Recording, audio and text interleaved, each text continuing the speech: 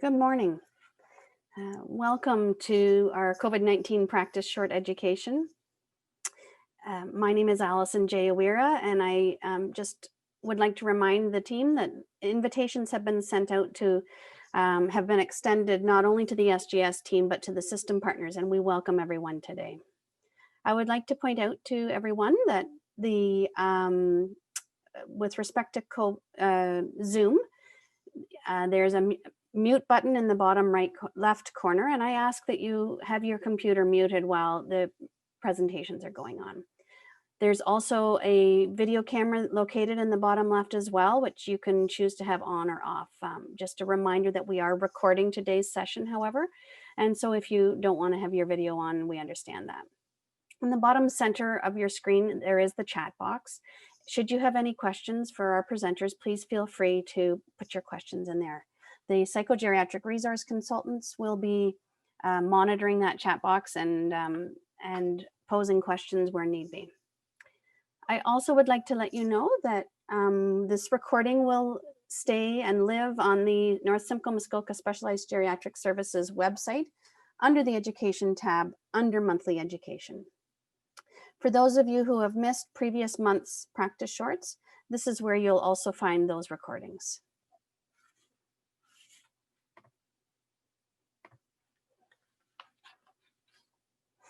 This visual shows the health footprint of a pandemic and acknowledges the impact a pandemic will have.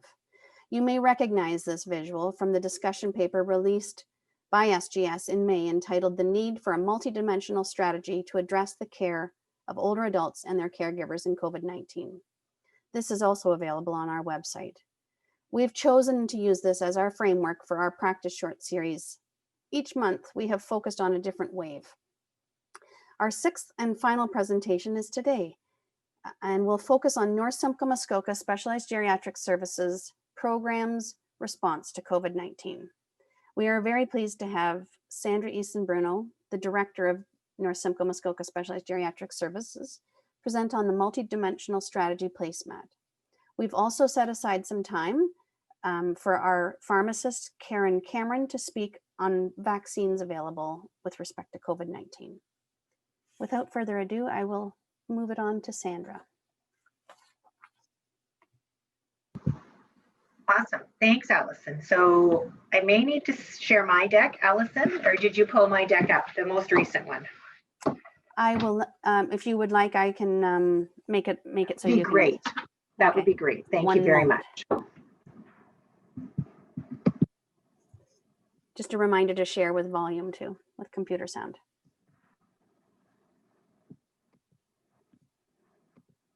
I always like when you remind me about that stuff. It's important. Morning, everybody. So, can everybody see my screen okay?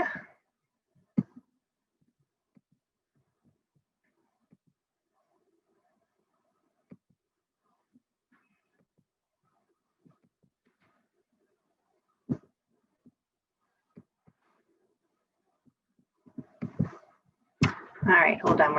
Of course, we're having technical difficulties. There we go. All right, can everybody see my screen? Allison, Kim? Yep, we can. Good? Yeah. Okay, awesome.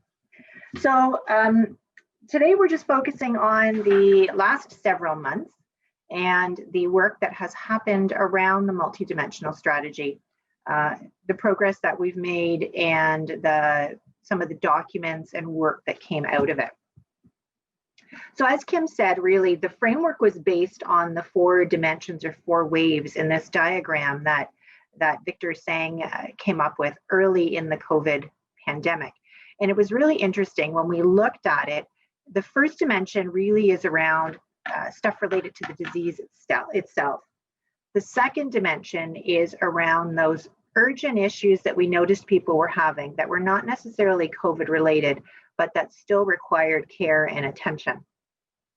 The third wave, when we look at this diagram, is the visual that we had in our mind, or the thought that we had in our mind, was really around all of the impact of the restrictions. And the fourth wave was really around the broader impact of COVID-19, that mental illness, the psychological trauma, the HHR stuff. And so we designed a multidimensional strategy that sort of looked at those 4 components. And I will bring each of these individually up on the screen. But you can see overall, what we recognized and what we found early on was that the focus for many, and sometimes still continues to be, is on the disease, the prevention of the spread, the IPAC, the basic HHR to staff facilities, which is invaluable. It is so important to be focusing on that. But in the same token, we have all of these other pieces that are happening, and we need to look at them from a holistic perspective. So we came up with this 4-dimension strategy, really focused on how do we ensure that the older adults and caregivers in the North Simcoe-Muskoka region receive the best care possible? How do we start hitting those various pieces? And we looked at it from a focus perspective. So you can see in the box down the left, the top one was really around the focus. So what is the focus of each of these dimensions? And the first one, as I said, is really around the prevention of spread, supporting those that are contracting, and really that timely identification. That second dimension was really around reducing unnecessary emerge visits, because the goal is to try and keep people out of the hospital, in home, as long as possible to prevent any sort of COVID contraction and spread. The third dimension was really around the whole concept of confinement syndrome. We did a lot of work on that, but that impact of the restrictions on, from a social isolation perspective, when we think about caregiver stress, and just that whole concept of being confined and isolated. And that fourth dimension is about the policy piece, the transforming or realigning health services, and then supporting health human resources. And then below that are a variety of recommendations that over time we have slowly picked away at, and I feel have been quite successful at moving things forward. So the first one is really around the disease itself. And through this, there are a variety of pieces that we actually put into play. So first thing we did is we developed telephone screening. We used some of the work that the Couchiching Family Health team had started. We morphed it a little bit. We shared it with our partners and came up with a bit of a screening tool that focused on not just the disease, but also things like, were people having access to their medication? Were they getting access to food? How were they doing in terms of caregiver stress, social isolation? That looked at the sort of the bigger, broader picture when it came to older adults. And as a result of that, we partnered with several groups. The Algonquin Family Health team was doing it for a while, but Couchiching really picked it up, the Couchiching Family Health team and OSMH, and they applied it into their assessment centers, which is what we were hoping.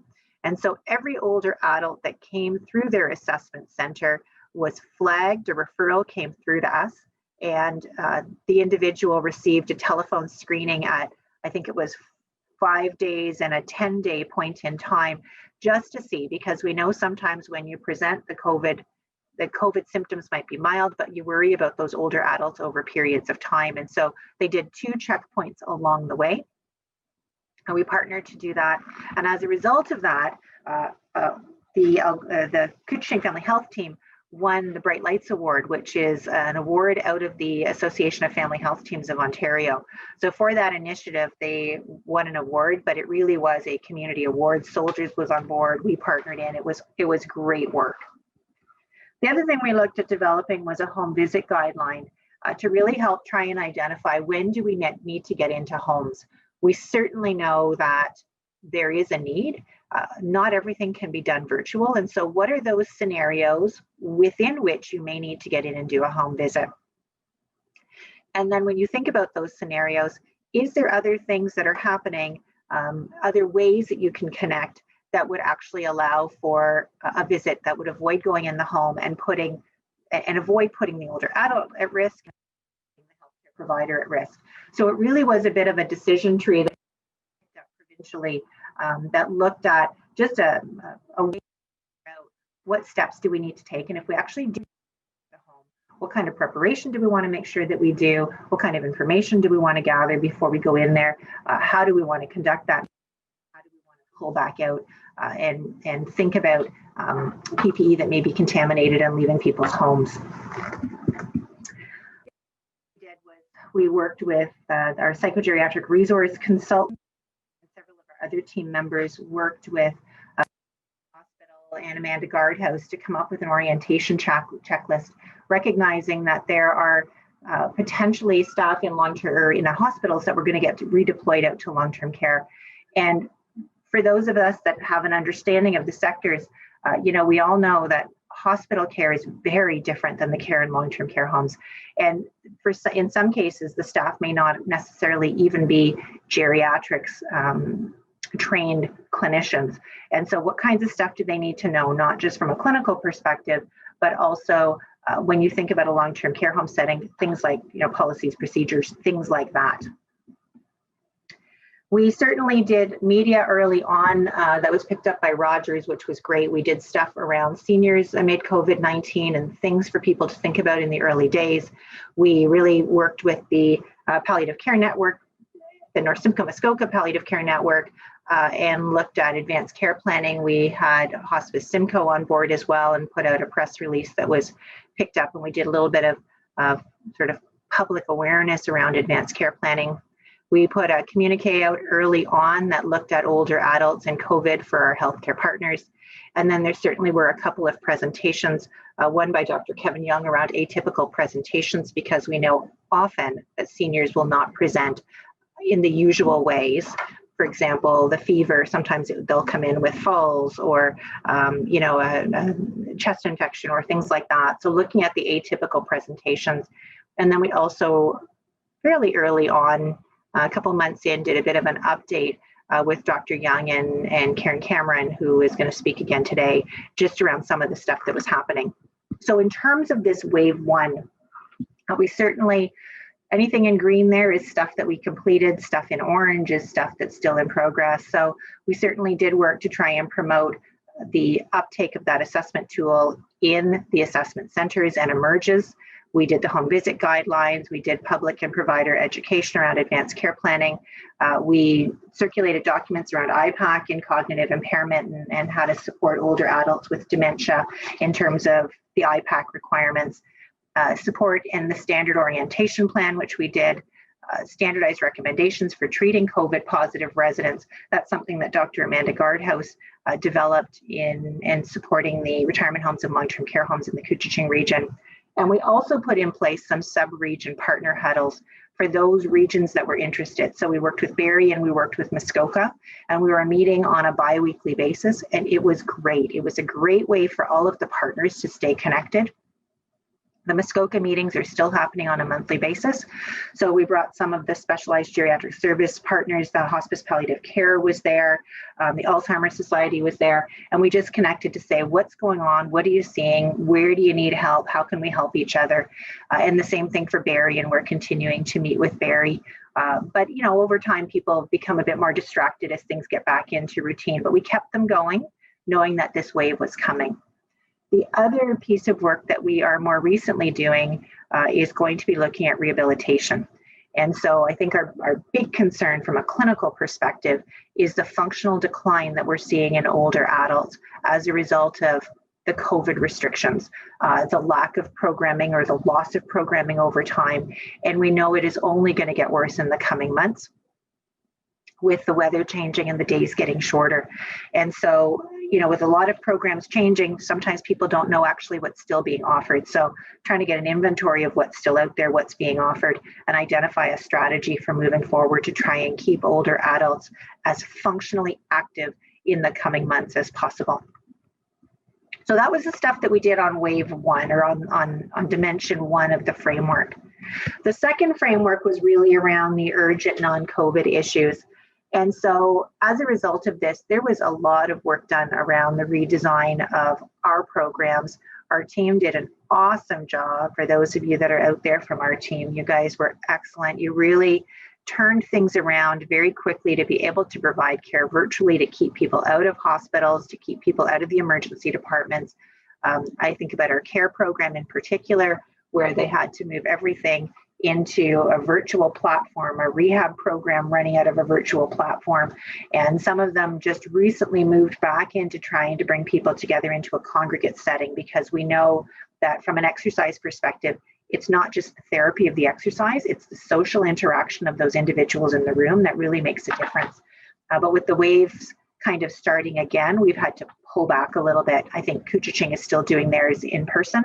And we'll see how long those last for in person. But the reality is all of our team had to turn everything around and really move to a virtual platform, which has its challenges, as we all know.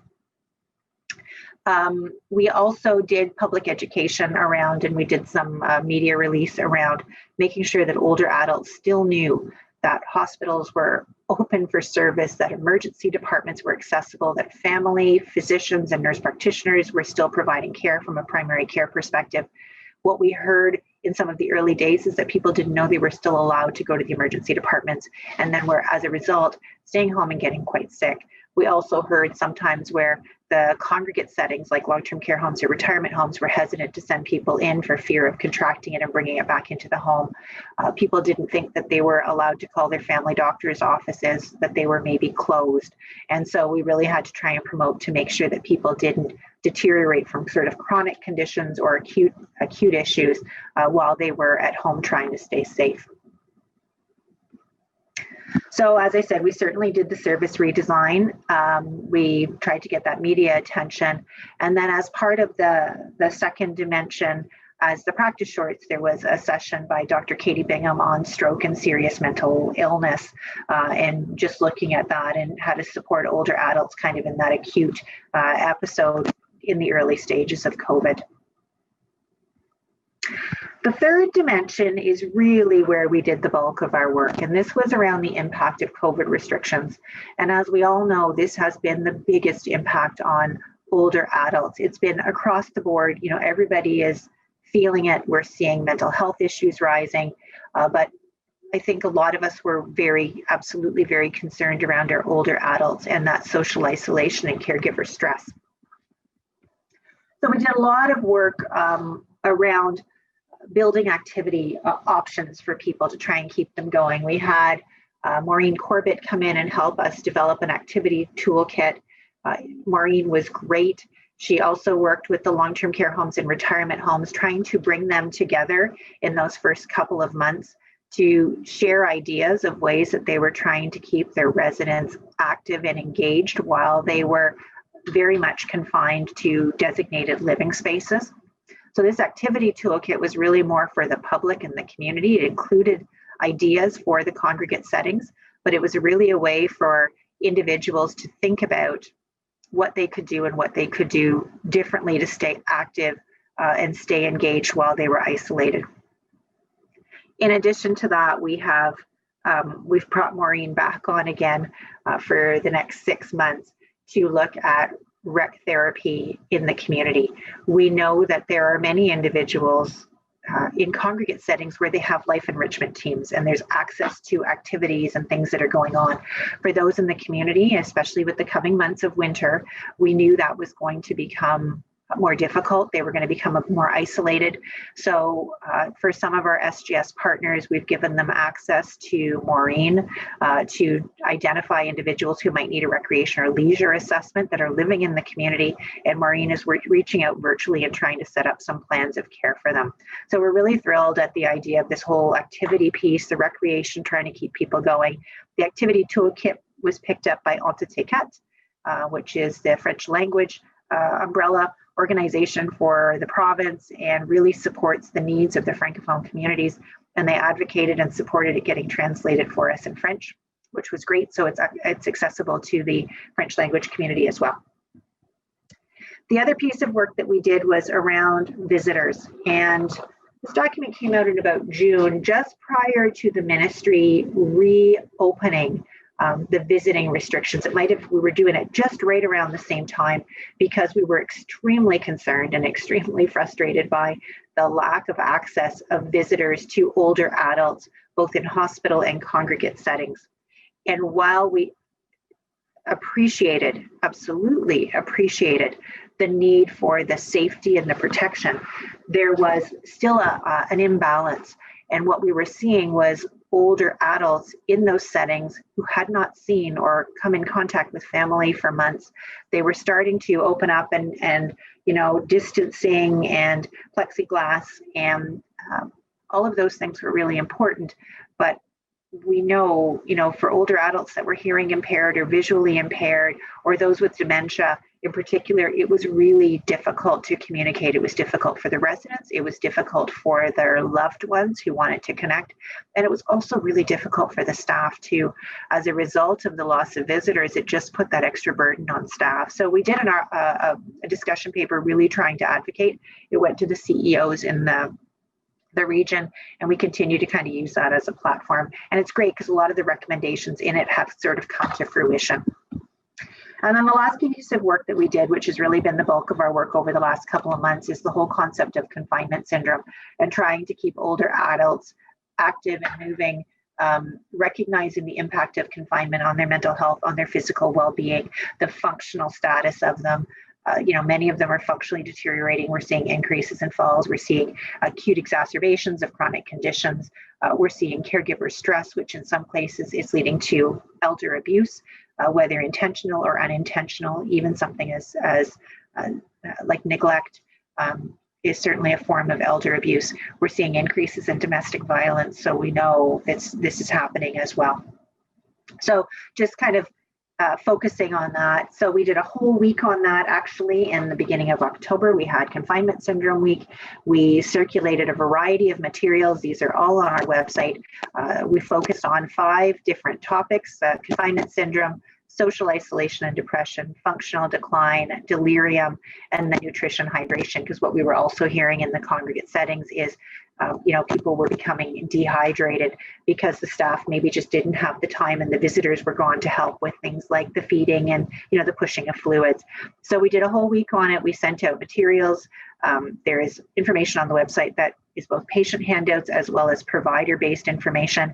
And then we had presentations every day, half-hour lunch and learns, and those are all linked into here. I did the one on confinement syndrome. Dr. Daniel did one on mood. Charlene and Melissa, our physios, did one on functional decline. Debbie Lashbrook, our psychogeriatric resource consultant, did one on delirium.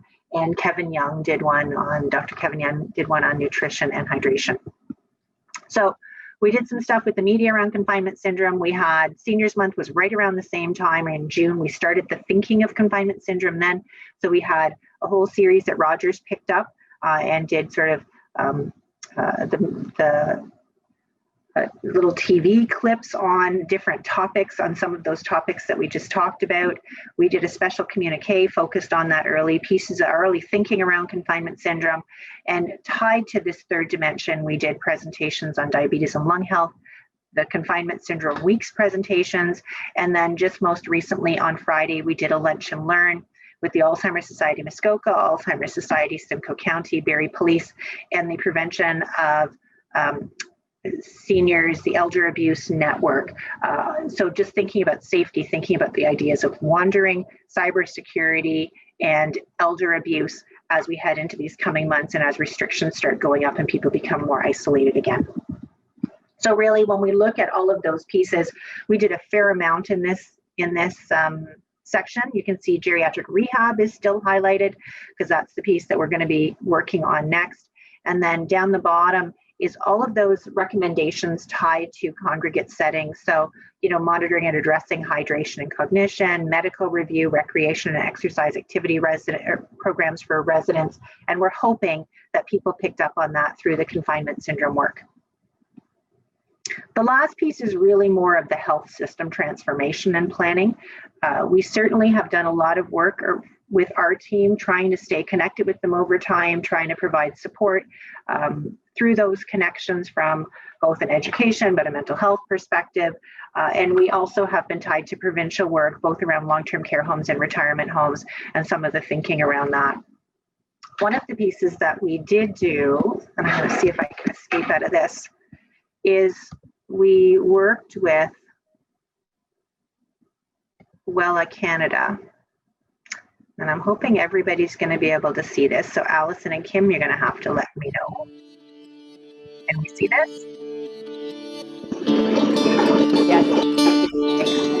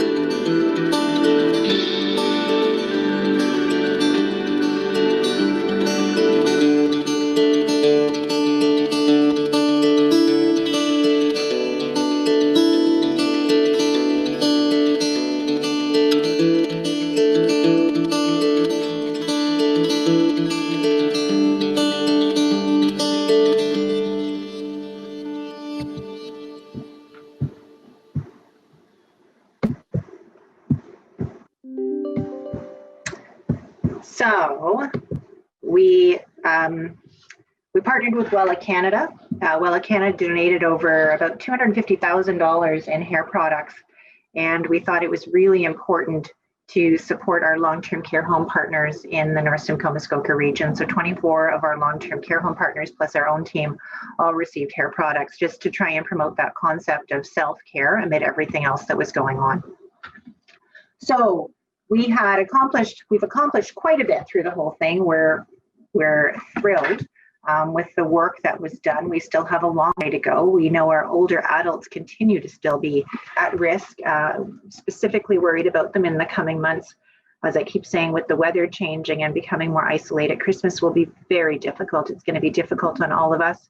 It will be difficult on our older adults as well, and their caregivers who are, maybe used to getting together with family and friends, to provide them with some respite, to provide them with some engagement that will not maybe happen as much this year. So Kim and Allison, I will pass it back to you unless there is any questions from anybody.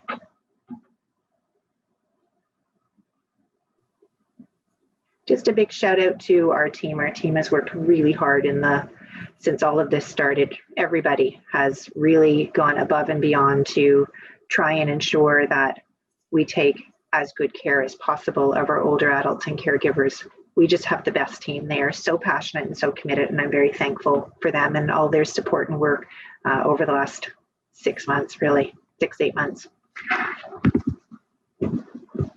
So just before I pass things over to Karen Cameron, I just wanted to highlight for everyone, one moment, I'm going to get my slide up here. Oh, darn, sorry. Get to see it all again. Oh, the psychogeriatric resource consultants have put together some virtual education, which we'll be providing in the months from January to March in 5 of our curriculums. So certainly the seniors mental health, we've changed to virtual. GPA pieces. We will be actually the first group trialing the new pieces curriculum, which is quite exciting. We've had several meetings with the provincial team and very much so looking forward to the new curriculum, as well as You First and our senior friendly care series. These education sessions can be located on the North Simcoe-Muskoka Specialized Geriatric Services website, as well as it'll be under the education tab as well. So you can certainly, there are some registrations that are already live, so please feel free to sign up for those. As well, we've been putting together some thoughts around our next set of practice short education. And we felt, as Sandra had kind of highlighted, the next few months are probably going to be pretty challenging for all of us and the people we support, and felt it would be important to put together a COVID series 2021 winter survival kit. So that next practice short session will be happening on January 15th at 8:30 in the morning. Again, these practice shorts are being recorded, so please feel free to have a look again on the SGS website for these recordings.